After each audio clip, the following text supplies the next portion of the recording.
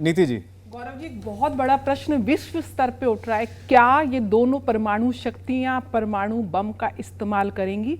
तो मेरे पास इस टेस्टिनोमियल्स है। 6 अगस्त 1945 में हिरोशिमा नागासाकी में जब अटैक हुआ था, उस समय चंद्रमा, शुक्र, शनि, राहु, ये राहु केतु एक्सिस में आए थे। देखिए, सूर्य जो है वो सत्ता का कारक है, चंद्रमा कहीं ना कहीं जनता का कारक है, शनि विपत्ति का कारक है, मंगल कहीं ना कहीं ब्लडशेड का और युद्ध का कारक है। और जब जब ये राहु केतु एक्सिस में आते हैं, केतु ब्लड शेडिंग करता है और राहु कहीं ना कहीं कूटनीति और गुप्त रूप से इस तरीके के एक्टिविटीज करता है। हिरोशिमा में अटैक हुआ था 6 अगस्त 1945 में, और नागासाकी में अटैक हुआ था ठीक उसके 3 बाद 9 अगस्त 1945 में। एक जो विशेष चीज देखने वाली है कि ये सारे ग्रह, उस समय जो ग्रहों की युति थी, वो ग्रहों की जो डिग्री थी, अंश थी, वो 0 से लेके 5 डिग्री के अंदर थी।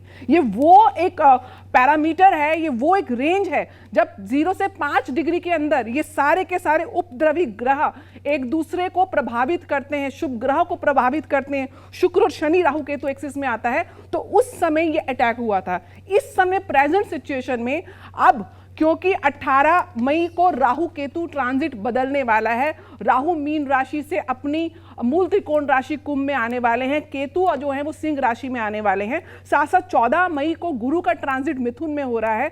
तो कहीं से भी परमाणु की धमकियां दी जाएंगी, लेकिन परमाणु का इस्तेमाल नहीं होगा। उस चीज के लिए अब निश्चिंत रहिए। दूसरी चीजें बताना चाहूंगी, गुरु कर्क राशि में अतिचारी होकर गोचर करेंगे 18 अक्टूबर से लेके 5 दिसंबर तक।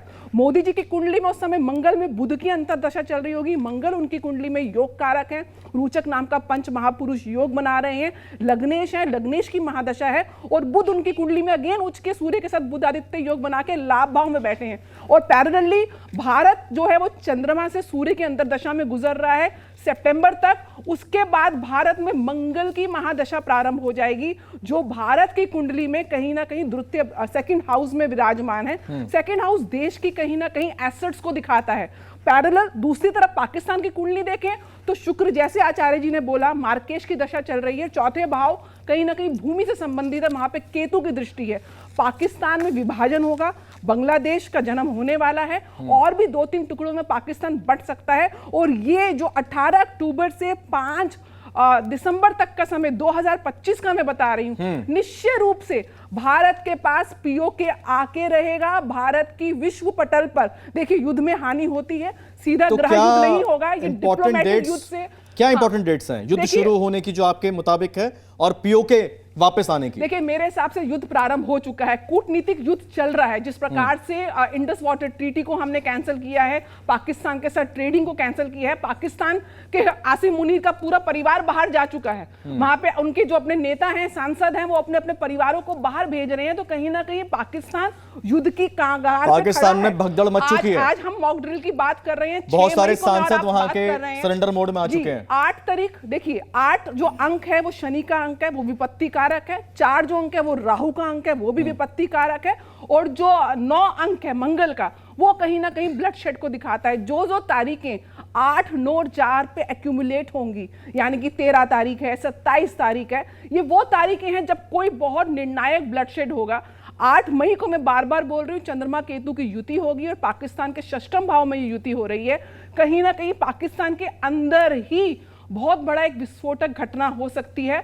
और भारत का जो युद्ध है, देखिए जल संधि में, क्योंकि मीन राशि में ही ये सारे पंचग्रही योग बने, तो जल संधि को सबसे बड़ा एक जो है एक टूल की तरह इस्तेमाल किया गया। इस समय ये देखा जाएगा कि जो हमारी जल सेना है और वायु सेना है, क्योंकि जैसे ही राहु का गोचर वायु तत्व राशि कुंभ में हो जाएगा, वायु सेना थल सेना से ज्यादा वायु सेना और जल सेना का उपयोग भारत कूटनीति के साथ करते हुए पाकिस्तान को पूरे विश्व से अलग बिल्कुल 1971 में भी नेवी ने जब ऑपरेशन ट्राइडेंट चलाया था तो पाकिस्तान की कमर तोड़ दी थी। कराची बंदरगाह 3 दिन तक जलता रहा था, और अभी भी जो ज्योतिषाचार्य कह रहे हैं हालात ऐसे ही बनते दिख रहे हैं। नेवी भी तैयार है, सेना भी तैयार है, वायुसेना तो तैयार है ही।